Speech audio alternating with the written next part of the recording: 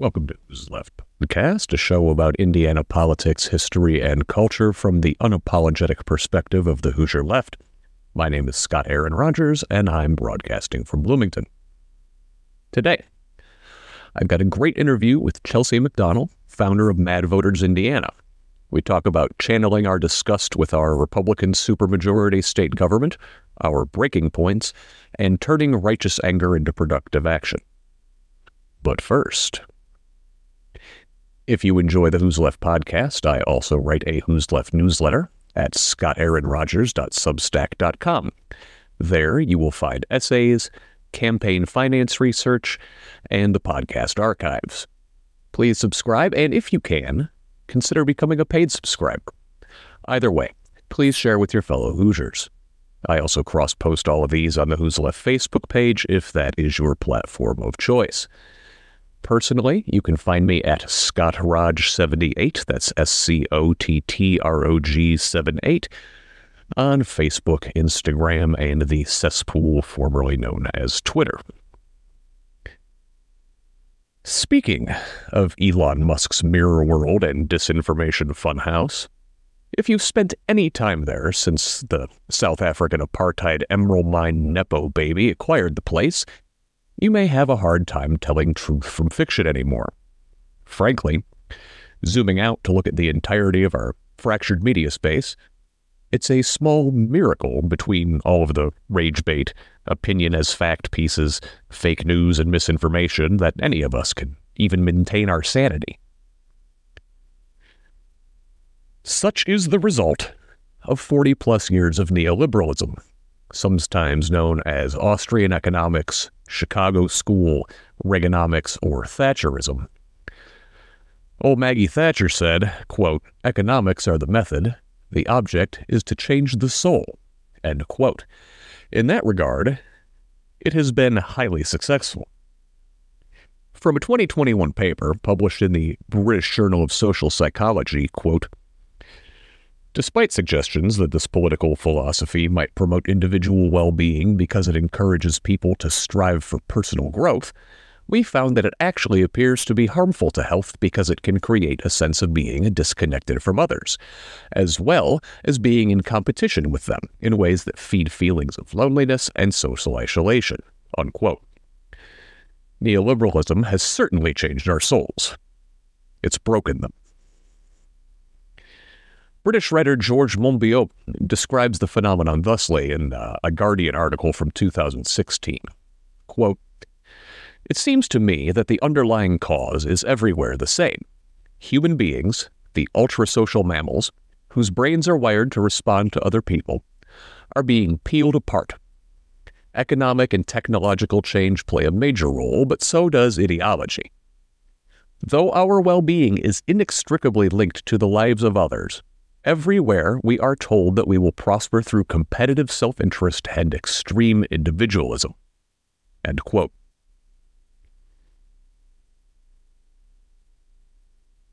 Social media was supposed to bring us together, but it has largely served to make us worse. We curate our lives to display only the good stuff, comparing ourselves to others who are doing the same. Our friend and follower counts a visible measurement of perceived social value. We rage at strangers through a veil of anonymity. Young women increasingly suffer from anxiety, depression, phobias, obsessive compulsive disorder, and post-traumatic stress disorder. Young men become increasingly radicalized, possessed by anger before succumbing to loneliness, addiction, or far too often suicide. In another remark from the previously mentioned 2021 study, quote, "Under neoliberalism, economic disparities are seen as accurate reflections of differences in hard work and deservingness, and the neoliberal age has seen a corresponding rise in inequality," unquote. That is to say, we blame ourselves and others for our conditions, despite the fact those conditions are largely the result of a broken system. Drowning in debt? That's your fault.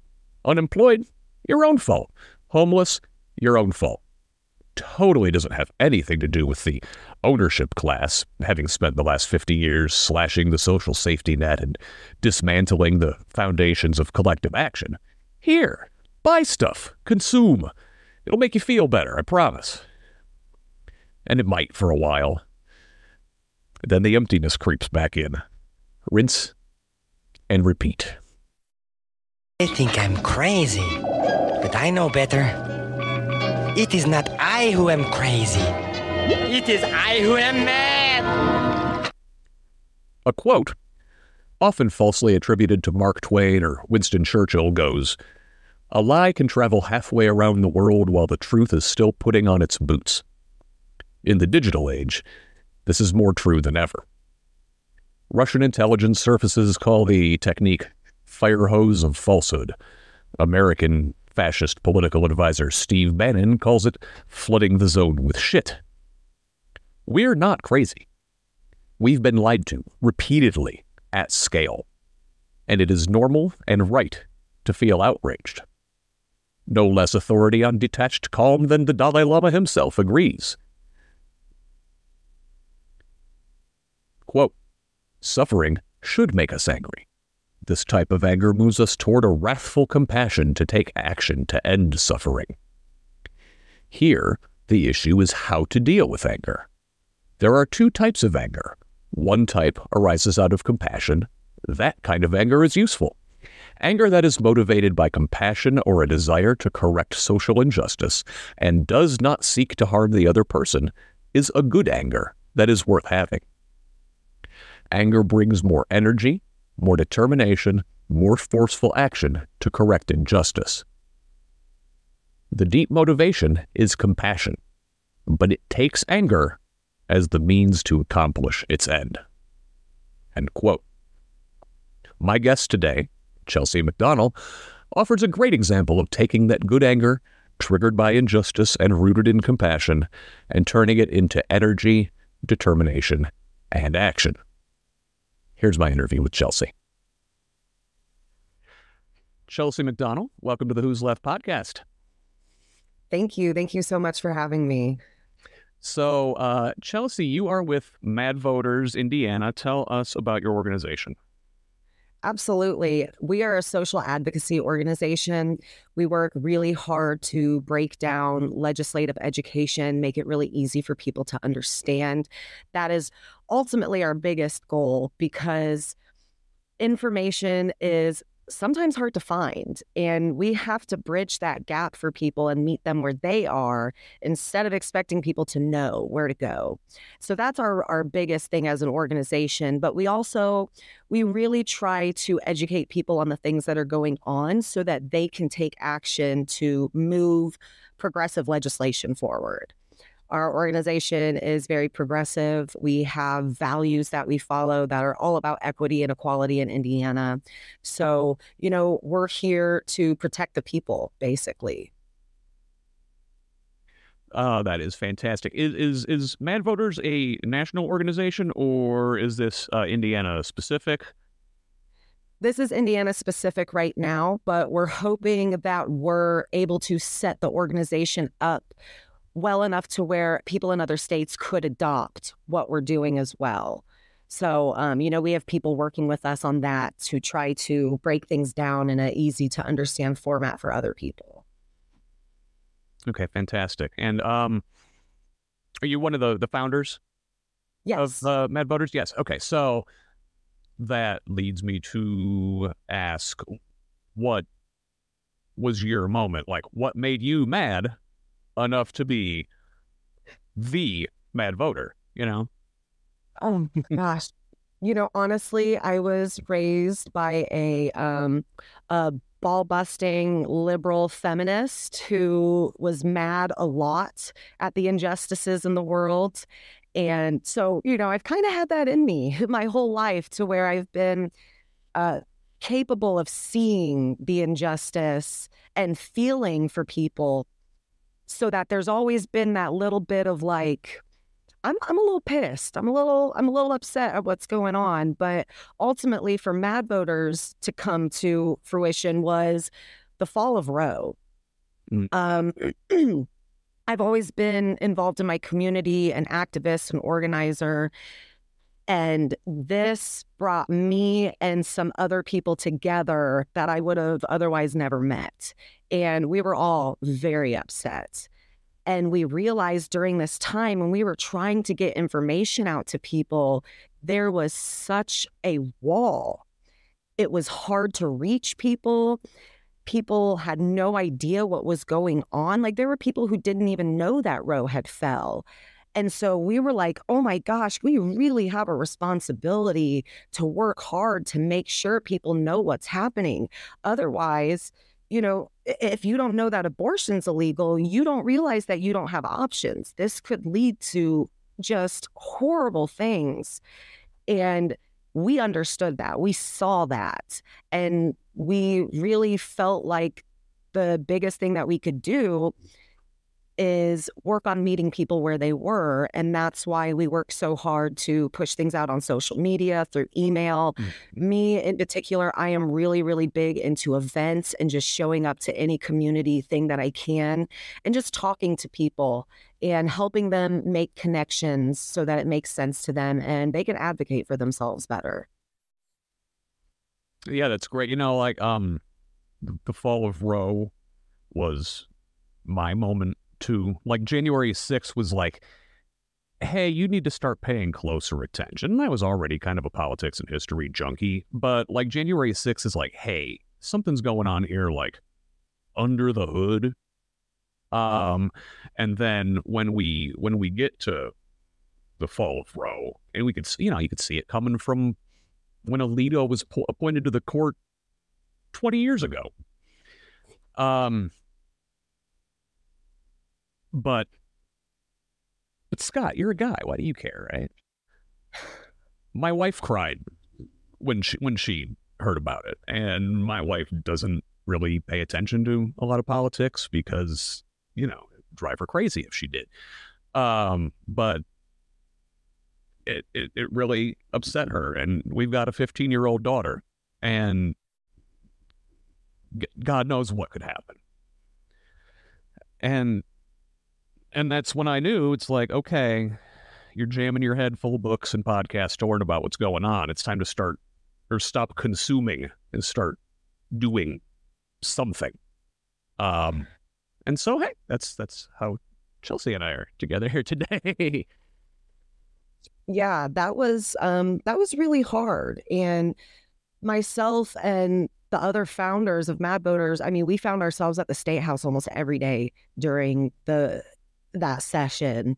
And we tried to make our voices heard as much as possible, speaking. We were out talking to people, getting people to sign petitions. And there's a couple ways of looking at it emotionally. One, it was devastating and we were all hurting so bad. But at the same time, the amount of people who came together in that moment in Indiana was something that I hadn't really seen before. And it was very empowering. It made me feel definitely much less alone, especially since, since 2016, things have just been so muddled. And, people they've been quiet, at least the side who cares more, because they're scared. They don't want to be lashed out by the scary people.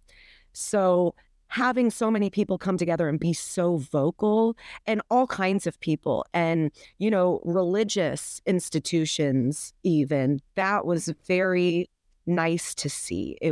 Our communities really needed to see that. And I think that is something that has really set a lot of things in motion.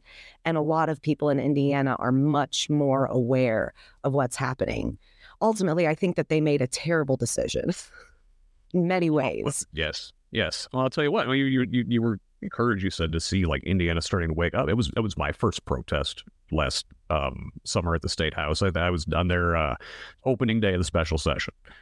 And, unfortunately, that's the only day I could make it. But it's the first time I was like, okay, hey, I got to do something. And I bet there were a lot of other people there just like me. And you're right. We're getting there. So I wanted to ask you about that. You said you do a lot of, in person, going to community events and stuff, and that's your thing. So like, what's not just at protests, obviously, we know what the mood's going to be there, but what's the mood when you're just out in the community? Well, I will say things are very different now. I am experiencing things this year that I have never experienced in politics before. And I will give you very specific instances because it's amazing. When I'm at like pride events, for example, I'm asking young people, hey, are you registered to vote? And for the first time ever, I'm getting the reaction of, well, of course I am. And I'm like, that's wonderful. And then it's a matter of, are you talking to your friends about it? Are you talking to your family about it? Here, take this QR code and give it to your friends and have them register, have them check their registration. And, you go much more into depth with these kids, but having them react like that. And, especially at pride events, they understand that right now, this is a matter of life and death for some people. Yeah. The attack on people with a uterus and the queer community, the LGBTQ community, it's unprecedented and people are scared. And, what I always say is, are you an ally? This is what I say to people who are like, no, I'm not really interested in voting, which I get. It's disenfranchisement is very, very real. And I always ask them, well, do you consider yourself an ally? And of course they say, well, yeah. Okay, but are you an ally if you are not doing the things that is required of you to save these people's lives? And then I say, it's not enough to be an ally. We have to be co-conspirators.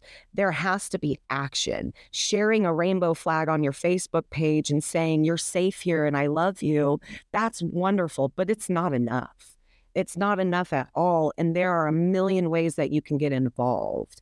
And, sharing that flag or sharing these nice sentiments, that's wonderful, but share information.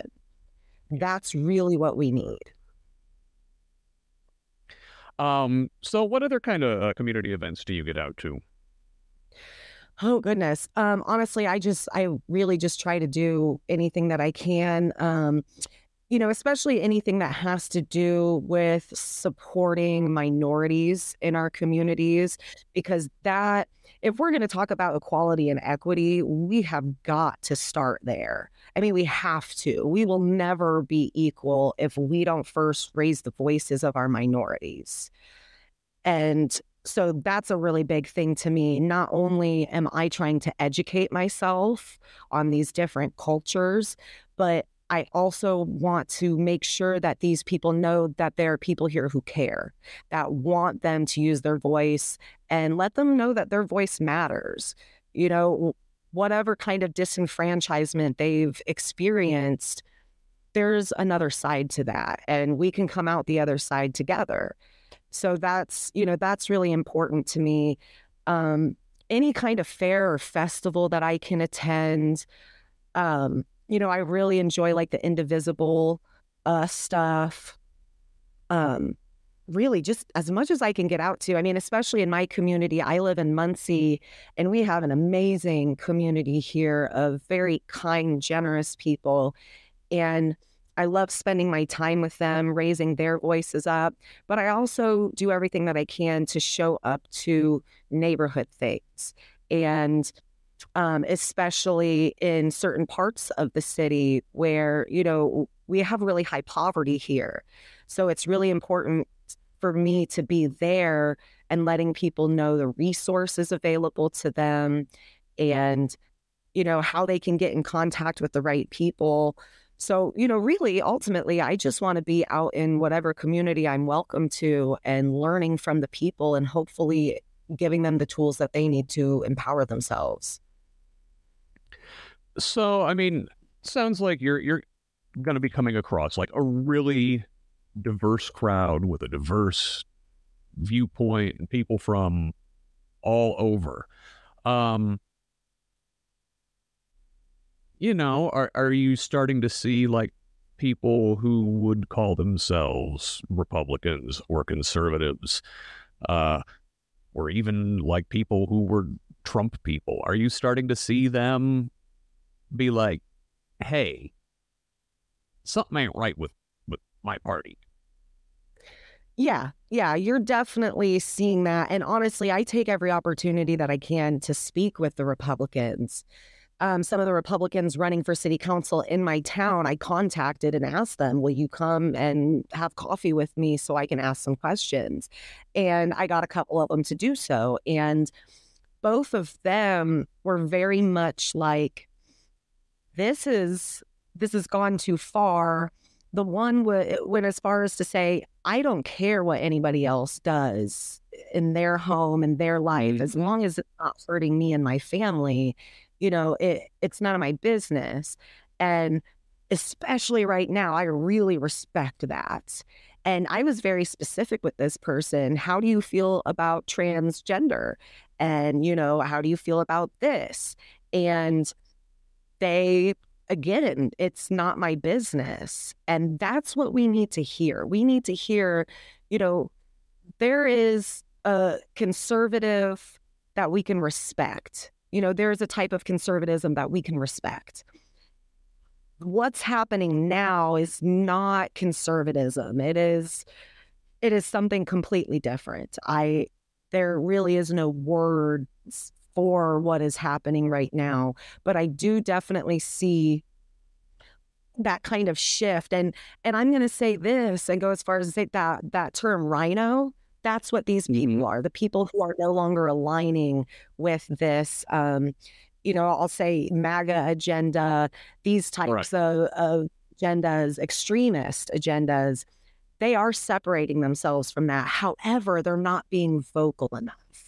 Talking to me at a coffee shop and answering my questions, that's one thing. It's a completely different thing to be on your social media and say, yeah, this is not something that I follow or believe in. Because people need to see that. And I think people who vote Republican need to see that. We have a lot of moderate Republicans here. And they're like, what am I supposed to do? And at this point, it's like, well, maybe just don't vote. If you can't vote for the other side, maybe just, back off for now and, let other people make some choices that are better for the majority. Yeah, well, you walked into exactly what I wanted to talk about. So thank you, by the way. The MAGA movement are not conservatives. And you hear them called like, very conservative or ultra conservative, or they're not trying to conserve anything. They're trying to blow things up. They are not conservatives. They are radical accelerationist nihilists. Yeah, they can't even conserve their dignity. I mean, and so really, as a progressive, and I'm out there on the left flank of the Democratic Party, very much in the party. If you hit tanky, you've gone too far. But I can work with conservatives because really all liberals and conservatives are arguing about is the speed and the how of change. And MAGA are not interested in that. They're interested in blow everything up. And they're mad voters too. They're a different kind of mad voters, right? It's like how they're right to be angry. They're angry at the wrong things. They're angry at the wrong people. But they're right to be angry. How can we maybe harness some of that anger and direct it towards something constructive? Like I'm a fixer. I am a contractor / handyman by day. I repair things. There's a lot wrong in this country. The foundation is not great. You know, it's built, the house is built upon white supremacy. There's a lot of rot. But there's also a lot of good bones. And that stuff's worth saving, and we need to take on a thoughtful renovation, not an explosion. Yeah, absolutely. And I mean, if we could go back to those bones, but take it for what it is instead of warping it to fit our different agendas, we do have a great foundation. You know, we can save things, we can turn things around for sure. We just have to be mindful and we have to stay the course.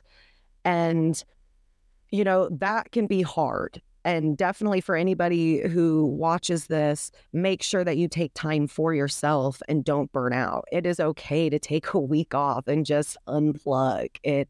You have to be able to do that because this is a long fight. We have to be in this for the long haul. This is our lives. So yeah, we definitely need to be talking about it every chance that we get. You know, I make it a habit. Anytime that I'm talking to somebody in public, I talk just a little louder than I necessarily need to in hopes that the people at the table next to me will hear me. Because I don't ever say anything. I'm not a mean person. I don't go around talking crap about people and saying mean things about people. I do everything that I can to encourage people. So like if I know that there's some guys at a table next to me and one of them has, you know, a Confederate flag on his hat or something like that, you know, I'll say things, and my husband is such a good responder to these things because he knows exactly what I'm doing. I'll say things like, it's okay to be uneducated on something or ignorant about something. Like, that's okay because we learn and we grow and we become better people. And, you know, I'm saying things like this so that these people hear it is okay to make mistakes. Like, you can't change what you came from. That, you know, but you can grow, you can learn and you can grow and you can have empathy. It doesn't make you anything bad. That makes you better. So it's, and I encourage other people to do this. I know it can be hard. I actually have really bad anxiety, but I've gotten to the point over these last few years that doesn't matter. You know, I'm just going to have to get over that. Even if you know, my legs are shaking a little bit or my hands are shaking a little bit, I'm going to do what I know that I have to do. And it's because I'm privileged enough to do that. Yep. I know that I'm capable of saying things that some other people are not. And I have to take advantage of that right now. I'm not going to have this kind of energy forever. So it's now or never for me. And I really want other people to start thinking of it that way too. We're leaving behind a country that is not good for our kids. And that's something that we have to change now if we truly care about this next generation and future generations. Yeah, we really have to undertake that rebuild and get on it quickly, because the whole thing is in danger of falling over, right? You were talking about our privilege and being able to say things that other people aren't quite allowed to say. And that's one of the things I want to talk about was, especially like cis-het white guys like me, not only are we allowed to be angry, that's kind of like the only emotion we're allowed to have. So, you know, I want to, I guess, encourage us. Number one, like, harness that and be thoughtful and think about why you're angry and who you're angry at, and maybe why you're angry at them and not somebody else. But then harness that anger for something constructive, right? Like, don't destroy. Like, it's time to build. It's time to build. Yeah, absolutely. And, It's okay for us to be angry. Somebody needs to be, you know. I mean, for me, I'm tired and I'm angry. I've been trying to help people my whole life, and I'm putting band-aids on things other people broke. That's not right. And there's so many people out there like me, and that's a big thing about starting Mad Voters is I want to be able to get past that. It's just, I don't know. Sometimes I can't even think of words to describe all of this, honestly. And then words disappeared. So between there not being words that really can describe it and me losing my words. That's, well, I kind of feel like, and we talked about this a little bit before we started recording, that the purpose of the far right and MAGA and all the misinformation, disinformation is to slowly drive us crazy, so we don't have the words to describe what's going on, so we don't know truth from fiction, and it's in the times like these where we need to hold on to each other and take care of each other,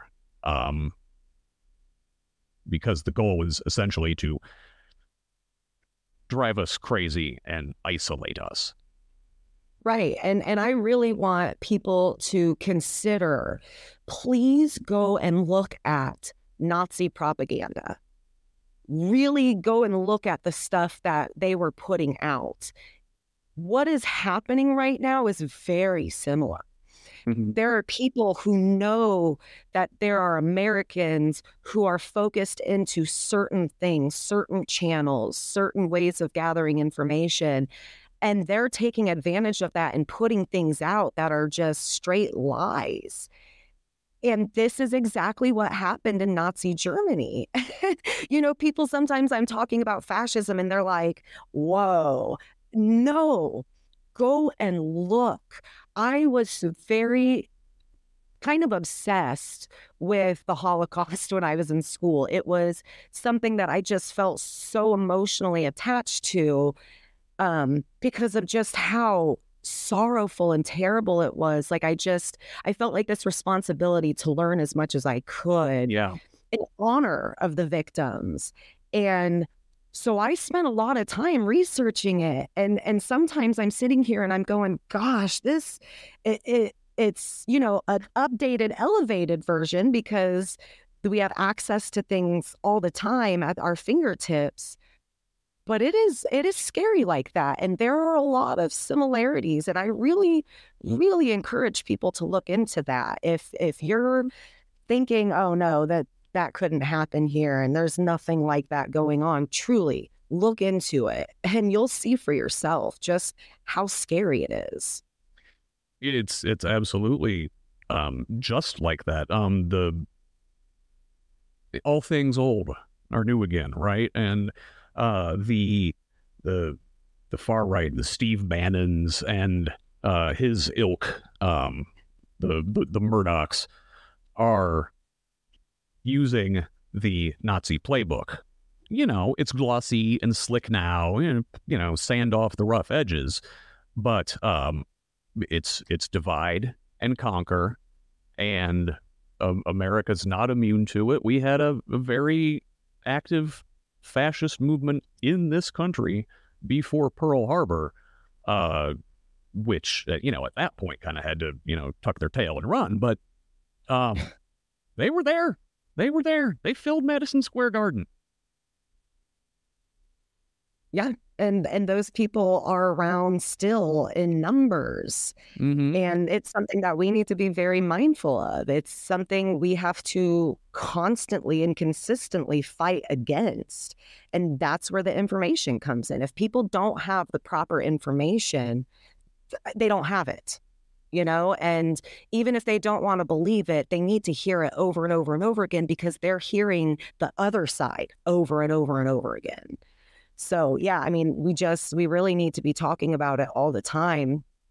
And I think it's really important to point out, to Hoosiers that you as like, let's say, a poor white family, as a poor white family, you may be getting like a little bit of lift from white supremacy because it keeps you above others, but you're still down at the bottom, and they're still going to keep you at the bottom. Like, you might feel like you're on top of other people, but you're still way down there. And like, we need to understand that and see that for what it is. It's not the minorities that we need to be mad at. It's not them. We need to look to who's controlling everything. I read recently that 3 corporations own 80% of the Fortune 500 companies.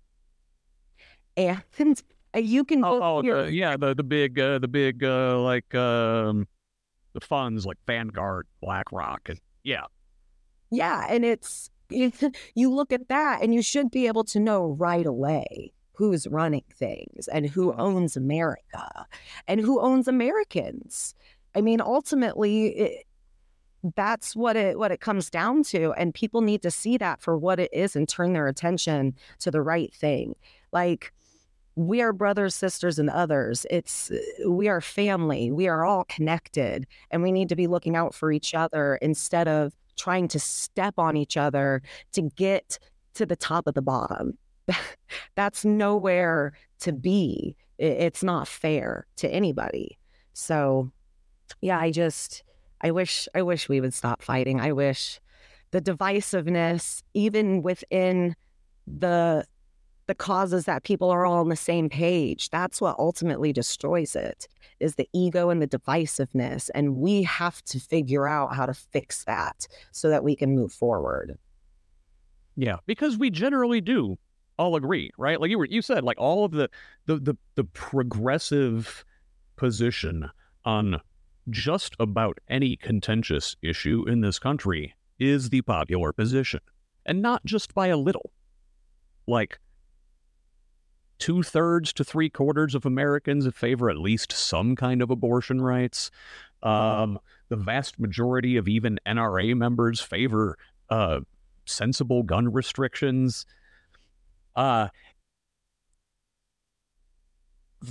The thing that keeps us from enacting the popular agenda is big money.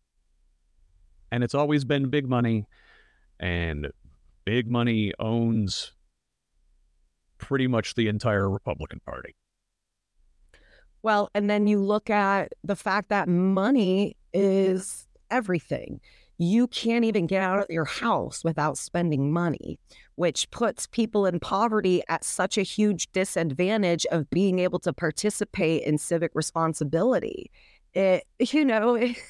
Money it controls everything. And I mean, there are days when I'll look at my husband and I'm just like, I hate money.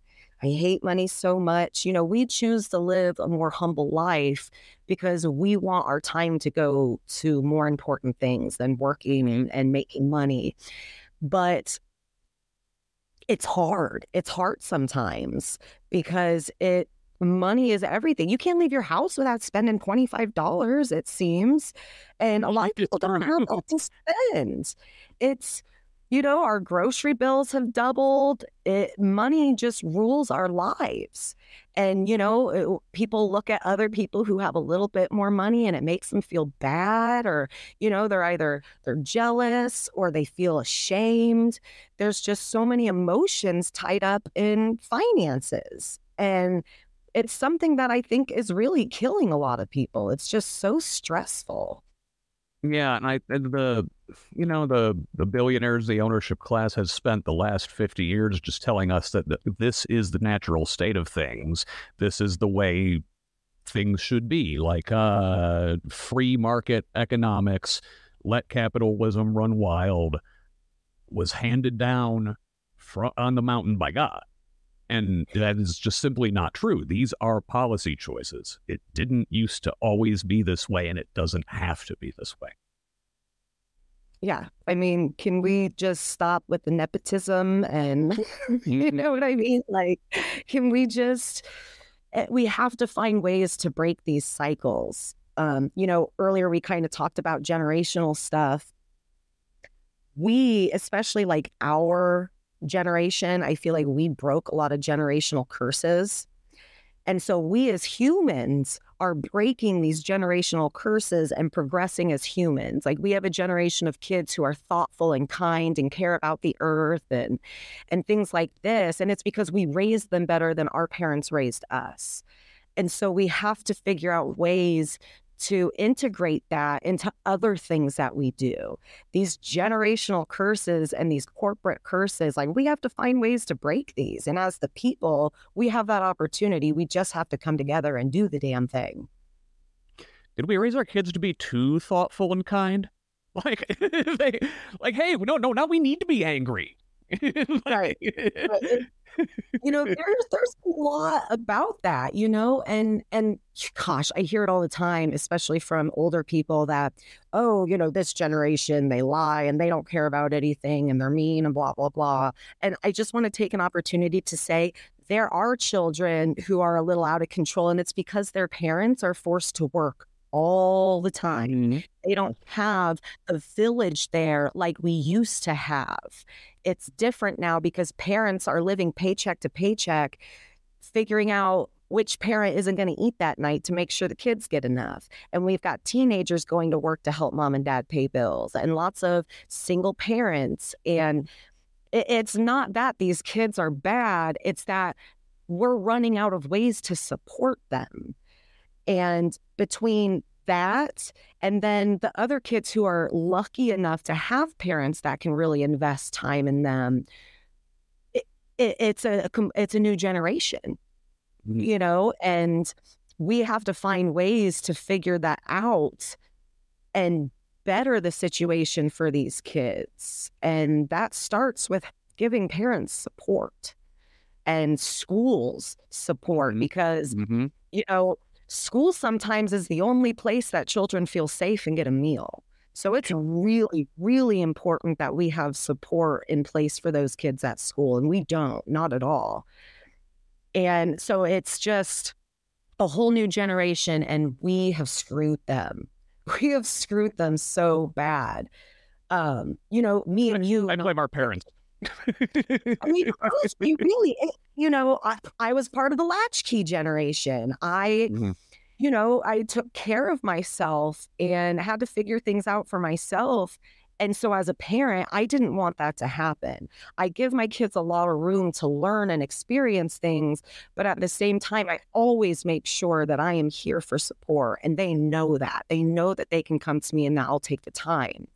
And, it was important to me to make sure that I did that. And that's why, we work the way that we work and we do the things that we do. We figured out what worked for our family, and it's worked out. And a lot of people don't have that opportunity, including my mom, as a single. Yeah. Oh my gosh.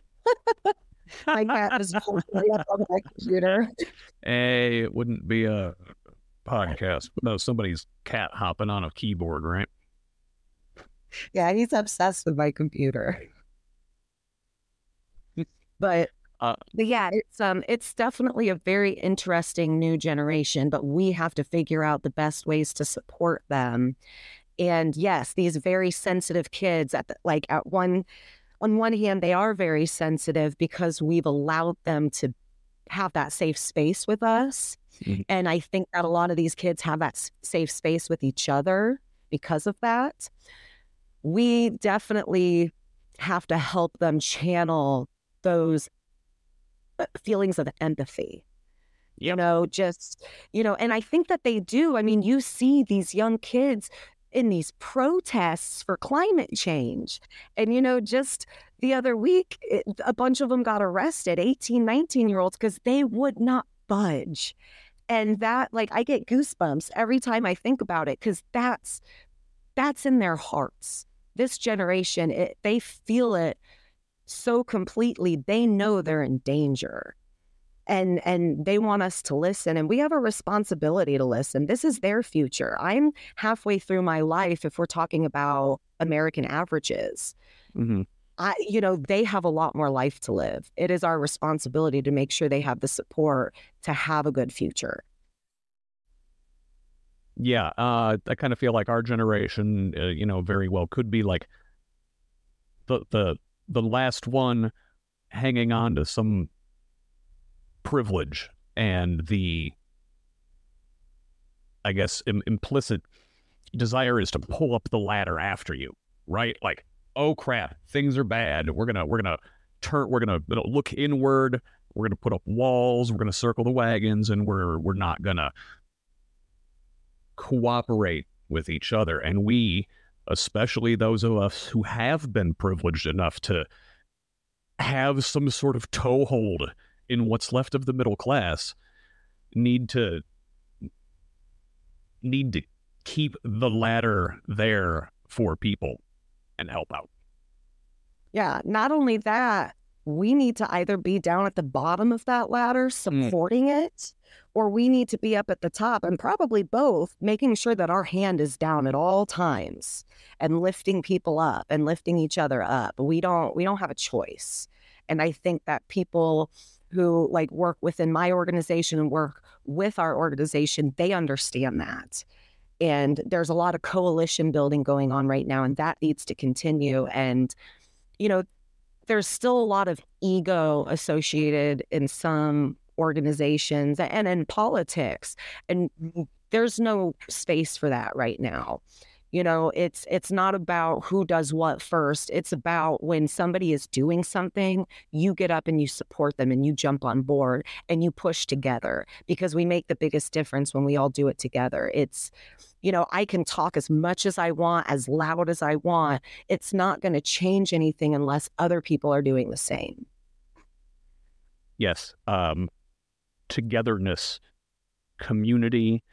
I think that's almost the entire platform. We have to do it together. We can't do it alone. No, we have to let go of our bias and our need for control. I try to go into everything that I can without any ego.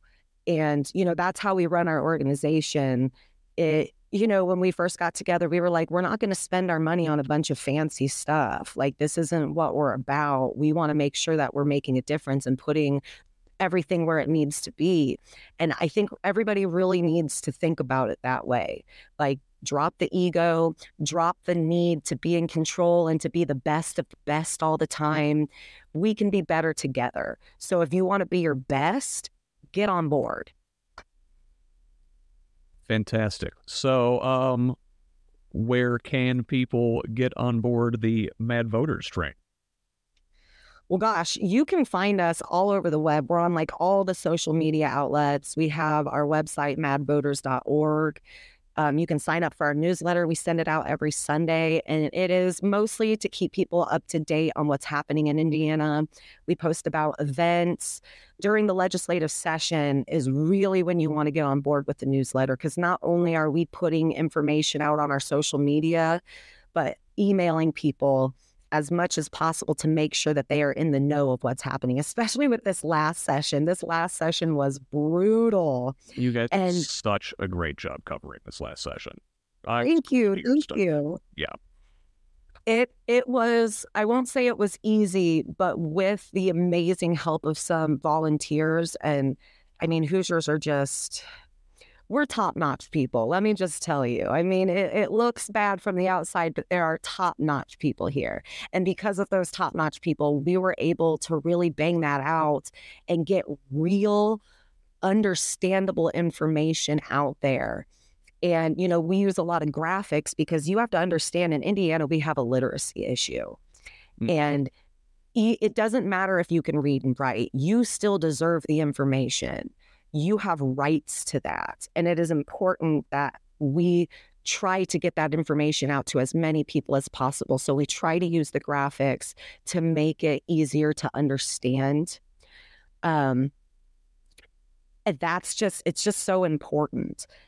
So that's a really big thing that we do. So definitely during the legislative session, if you want all of these bills that have to do with equity and equality in Indiana, stay up to date with us, because we're going to let you know what's happening, because we care. And you need to know when they're being sneaky, because they love sneaking things into other bills when another bill has died. So and we're always going to be encouraging people to speak up at the State House. You have opportunities to talk to your legislators, not just during session, but you can make appointments with them. And that's great. They need to hear. There are some legislators that aren't going to listen because they have their minds made up and they've been bought and paid for. But it doesn't matter. You still show up. You still let them know, I am not happy with your actions. It is important for you to use your voice in that way. Because even if that person's not listening, there are people who know you did that, and they're going to step up and do the same, or they're going to talk about it and they're going to inspire somebody else to step up and do the same. This is a chain reaction. That's why it's so important to talk and show up, because what we do matters. Somebody has seen what we did and they're going to show up, or they're going to help other people show up. So we really encourage you to get in contact with your legislators. And we post about our events and stuff. We would love for people to come out and talk with us and meet with us. I love talking to people. Sometimes people have to shut me down because I'm talking too much, but I really enjoy it. And I love listening. I will say I really do love learning from the people who I come into contact with. And you can reach out to us anytime. We are always happy to help you understand what's happening. And right now, we usually recommend using like Vote 411 to find out more about your elections. But right now, their website is not updated. And it's even telling people there's no election in your area, even when there is. Really? And so, we're asking people not to use that right now. If you have questions about who's running in your area, we are happy to help you find that out and even help you figure out how you can connect to those people so that you can contact them yourself and ask them the questions that are important to you. I mean, we're always happy to do that for people. And, it brings us a lot of joy to be able to connect people to that information. So definitely reach out to us if you have questions about any election that's going on. We'll do our best to help you with that. And we enjoy it. So don't feel like you're putting too much on us. Yeah, so we're recording this on October 15th. We're only a few weeks out from municipal elections here in Indiana. Where are you going to be? Where can people see you? What do you got going on in those couple weeks? Well, we have a few things going on. One, actually on Wednesday, we're going to be at the State House for Period Action Day. Hey everybody, Scott popping in here. This episode will post after Period Action Day, which was Wednesday, October 18th. To see pictures from the event, go to the Mad Voters Instagram page. You can also still help. There is an Amazon wish list for feminine hygiene products. Go to tinyurl.com/period wish list. For more information on Period Action Day in general, go to period.org or periodlaw.org. Back to the interview. And this is all about period equity and just taking a step towards equity in general in Indiana. Like, we understand that eliminating sales tax from period products is not going to solve period poverty. But it is a small step in the right direction. And as long as we keep pushing, we're going to make things happen. So definitely, if you're able to, come and see us on Wednesday. It's going to be amazing. We have amazing speakers. We have a professor who actually works within period poverty. This is what she teaches. This is what she's passionate about. This is an opportunity to really learn. We're going to be hearing from Shelley Yoder, who is an amazing senator from Indiana. She's from Bloomington. She is. And if you know anything about Bloomington, you know how progressive it is. And she is just as progressive and just such a delight to be around and to work with. And so she's going to be talking not just about the legislation that she's tried to put through in the past, but the legislation that she's working on this year to once again try to eliminate sales tax from certain necessities. We're going to hear from Sue Arrington, which if people don't know who Sue Arrington is, please look this powerhouse of a woman up. She has been fighting for years and years and years for equality and equity within Indiana. And she really has all my respect. And I'm always excited to hear her speak. Jennifer McCormick is going to come and speak. And then we have somebody actually from Period Law flying in from New York to come and speak to us about how these laws work and what we can do to affect change. So we're really excited, and we're going to have some finger foods and some games and trivia. And we even have a period cramp simulator machine. And we have all the male legislators to come and join us. So we'll see who shows up. That sounds like a great time for a great cause. That's Wednesday at the State House. Go on down to see Mad Voters for Period Action Day, and be sure to vote in your upcoming municipal elections. I'm outside of the city, but I live in a county where we still have a education referendum to vote in. So make sure you don't have something like that too, even if you're outside of the city where you're at. Chelsea. Yeah. Chelsea yes. McDonnel, thank you so much for joining the HoosLeft podcast. Thank you for having me on. Old me would have been very anxious to do things like podcasts, but especially year me is very excited to be able to get on and do this, especially since it gives me a platform to talk about things people need to know. So I really at this point appreciate every platform that I'm given to where I can educate or just inform or just make people feel like they're not alone. This platform's always open for you. Thanks for coming by. I appreciate it again. That was my interview with Chelsea McDonnel, co-founder of Mad Voters Indiana. You know, Scottish peace activist and Oxford Research Group founder Cilla Elworthy said, quote, "Whenever there is injustice, there is anger, and anger is like gasoline. If you spray it around and somebody lights a matchstick, you have an inferno. But anger inside an engine is powerful. It can drive us forward and get us through dreadful moments and give us power." End quote. This comports with the earlier quote I shared from the Dalai Lama. We can let anger burn us up from within or direct it outward. MAGA Republican fascists and propagandists are attempting to direct that anger to destruction, spraying it around and begging someone to light the match while maintaining plausible deniability. This is stochastic terrorism. Activists like Chelsea, on the other hand, are out there in the community, organizing, building the powerful engines of reform. Our righteous anger can be the fuel for positive change. But first, you've got to get mad. I want you to get mad. I don't want you to protest. I don't want you to riot. I don't want you to write to your congressman because I wouldn't know what to tell you to write. I don't know what to do about the depression and the inflation and the Russians and the crime in the street. All I know is that first, you've got to get mad. You've got to say, I'm a human being. God damn it. My life has value.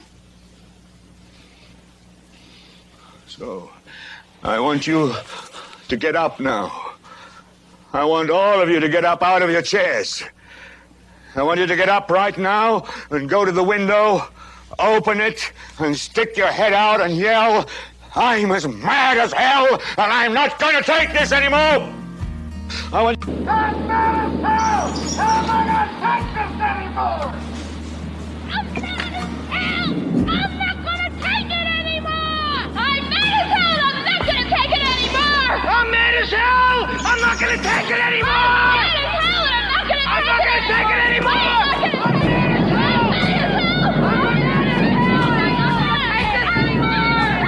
I'm mad as hell!